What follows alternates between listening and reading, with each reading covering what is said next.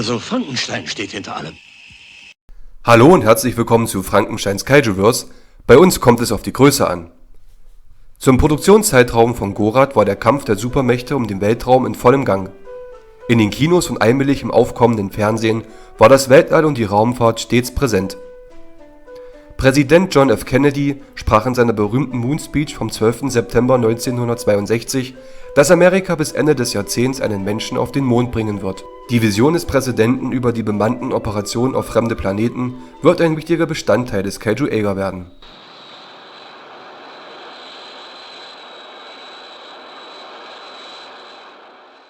Gorath wird als finaler Abschluss der sogenannten Weltraumtrilogie der Toho gesehen. Die Trilogie setzt sich aus Weltraumbestien von 1957 und Krieg im Weltenraum von 1959 zusammen.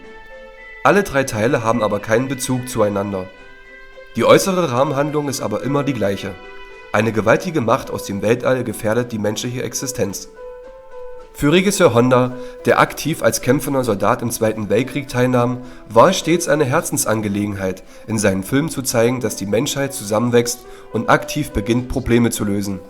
Gerade wenn man die Kuba-Krise betrachtet, die wenige Monate nach der Aufführung von Gorath stattfand, wird einem bewusst, wie wichtig Hondas Botschaften in seinen Filmen waren und noch immer sind. Nach der märchenhaften Mothra wurde mit Gorath wieder ein stark an Wissenschaft und Technik orientierter Film gedreht. Für Honda war es wichtig, seinen Filmen und gerade den Fantastischen einen Kern an Glaubwürdigkeit zu geben. Für Gorath trafen sich Regisseur Honda, Drehbuchschreiber Takeshi Kimura und ein Teil der Spezialeffekt-Crew sich mit dem Astrophysiker Takeo Hatanaka an der Universität Tokio für mehrere Gespräche. Honda erinnert sich: Wir lernten eine Menge von ihm. Die Kommentare von Ryo Ikebe basieren alle auf echten wissenschaftlichen Daten. Alles wurde von Professor Hatanakas Leuten genau erarbeitet. Zum Beispiel die Art der Gebäude, die auf der Südpolbasis errichtet werden sollen, oder die Schaffung einer Energiequelle aus Wasserstoff. Wir haben immer darauf geachtet, dass es eine echte wissenschaftliche Grundlage gibt. Die Geschichte von Gorath wurde erneut von Yujiro Okami geschrieben. Im ersten Entwurf sollte nur die japanische Elite gerettet werden.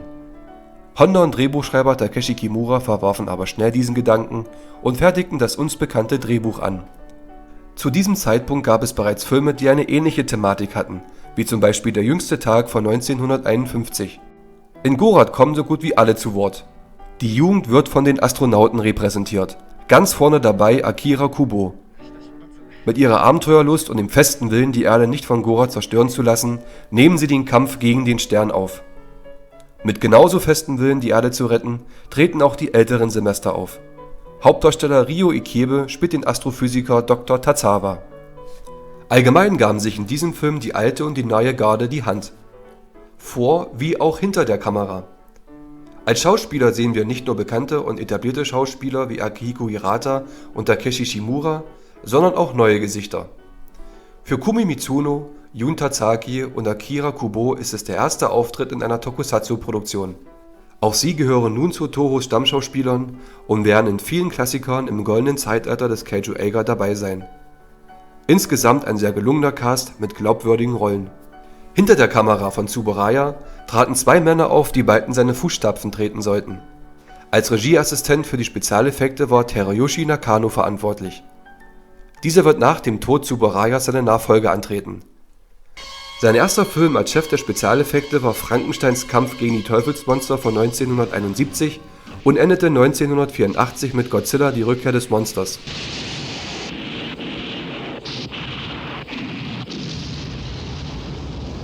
Und noch ein anderer kreativer Kopf hatte hier sein Debüt. Koichi Kawakita war die Assistenz für optische Effekte. Kawakita wurde nach Teruyoshi Nakano der Chef der Spezialeffekte. Unter seiner Leitung entstanden die Effekte ab Godzilla the Ogigan von 1989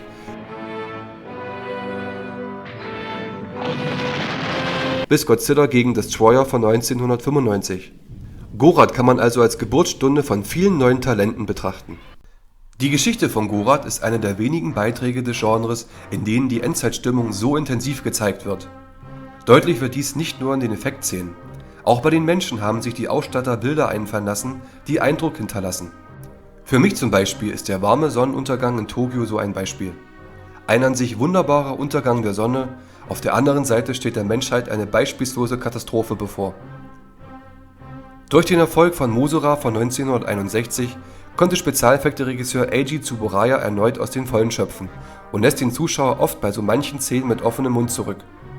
Die Sets sind gigantisch groß und daher konnte man sich gut auf die Details konzentrieren. Durch die fahrenden Fahrzeuge, sich oft bewegende Kamerafahrten und natürlich den Schweißern auf den Anlagen wirken die Sets wahnsinnig lebendig. Laut Teruyoshi Nakano waren die Sets des Südpols, des Weltalls und von Tokio die größten, die Tsuburaya jemals bauen ließ. Sie hatten alle im Schnitt eine Größe von 1500 bis 2000 Quadratmetern. Dementsprechend waren auch die Modelle gewaltig. Die Weltraumstation hatte eine Größe von 4 Metern. Für den Südpol baute man ca. 200 Propangasflaschen in das Set mit ein. Daher herrschte am Set ein striktes Rauchverbot. Daran musste sich auch Tsuburaya halten, der ein leidenschaftlicher Raucher war. Seine Mitarbeiter mussten ihn oft suchen, da er immer mal außerhalb stand, um eine zu schmökern. Die Aufnahmen des brennenden Südpols wurden nicht im Studio gedreht, sondern unter freiem Himmel. Die Hitze und Lautstärke, die während der brennenden Propangasflaschen entstand, war enorm. Als Gorath an der Erde vorbeizieht, entstehen durch die Gravitation trotzdem Stürme, Erdbeben und Flutwellen. Tokio wird ebenfalls von den Wassermassen nicht verschont. Dafür bauten Bühnenbildner der Toho eine spezielle Vorrichtung, die es ermöglicht, 20 bis 30 Tonnen Wasser freizugeben. Um das Wasser als tobende Flutwellen zu zeigen, wurden die Wassermassen in Intervallen geöffnet. Laut Nakano gab es für die Vorrichtung sogar eine Auszeichnung.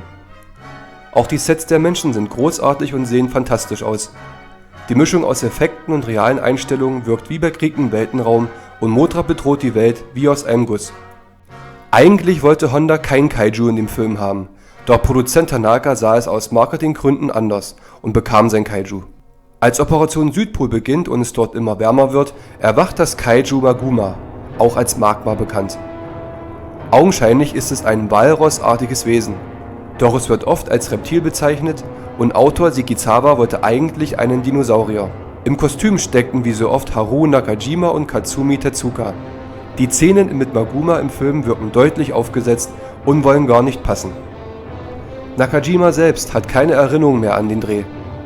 In der amerikanischen Fassung, welche auch die deutsche ist, wurde das Kaiju gestrichen. Doch einige Szenen des Angriffs der Menschen sind enthalten. Für die Musik war erst und einmalig der Komponist Kan Ishii verantwortlich. Ishii, der ein Freund von Akira Ifukube war, komponierte nicht nur Soundtracks, sondern auch für das Ballett und Opern.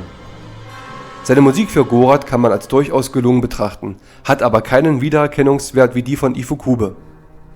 Der Film wurde am 21. März 1962 unter Yosei Gorasu in Japan uraufgeführt.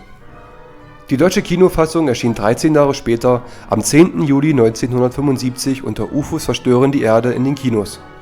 Man wollte sich an der Serie UFO orientieren und entfernte im Intro sogar die japanischen Namen. Diese Fassung kann man als wirklich katastrophal betrachten. Es gibt einen ewigen Prolog über das Universum und Außerirdische, obwohl Außerirdische hier nicht vorkommen. Viele Szenen wurden wahllos zusammengeschnitten. Der Soundtrack wurde an einigen Stellen durch andere Musik ersetzt. Die Szene mit Maguma fehlt komplett und wird als Zwischenfall durch ein Erdbeben deklariert. Auch die Charaktere haben westliche Namen. Im Original heißt der Charakter von Schauspieler Jun Tazaki Captain Sonoda. In der deutschen Fassung heißt er Dr. Drake. Zudem wird der ganze Film dem Zuschauer so präsentiert, als ob es sich um eine Idee des Regisseurs G. Wells handelt. Selbst die Namen der Raketen wurden geändert. Aus der JX-1 Hayabusa wurde die Skyhawk. Es wurde geschafft, dass aus der hervorragenden japanischen Originalfassung eine billige Science-Fiction-Variante wurde. Wirklich sehr ärgerlich. Dies ist einer der Gründe, warum diesem wunderbaren Genre negative Klischees hinterhergesagt werden.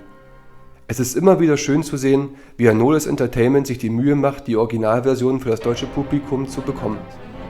Vergleicht man Hondas Originalfassung mit der deutschen bzw. westlichen Fassung, liegen Welten dazwischen. Der todbringende Stern hatte 2004 in Godzilla Final Wars sein Comeback und trat anschließend in verschiedenen Spielen, Comics und Animes auf. Mit Gorath wurde der letzte große Film über den Weltraum der Toho gedreht. Nur wenige Monate später brachte die Toho Kingu Kongu Tai Gojira heraus. Dieser Film lief so erfolgreich, dass daraufhin die Produktion von Kaiju-Filmen enorm an Fahrt aufnehmen wird. Zwar wird das Weltall eine nicht unwichtige Rolle spielen im Kaiju-Eiger, aber die Zeit der Weltraumopern ist vorbei. Mit Honners Weltraumtrilogie, gerade durch die letzten beiden Filme Krieg im Weltenraum und letztendlich Gorath, hat die Toho gezeigt, dass sie das Thema Weltall genauso gut umsetzen können wie ihre amerikanischen Kollegen. Gemessen am Produktionsstandard der damaligen Zeit brauchen sie sich wirklich hinter keinem anderen Studio verstecken.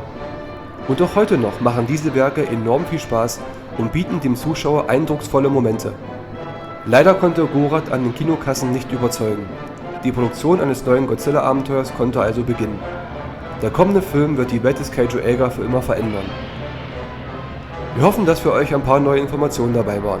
Bis dann! Es war Frankenstein.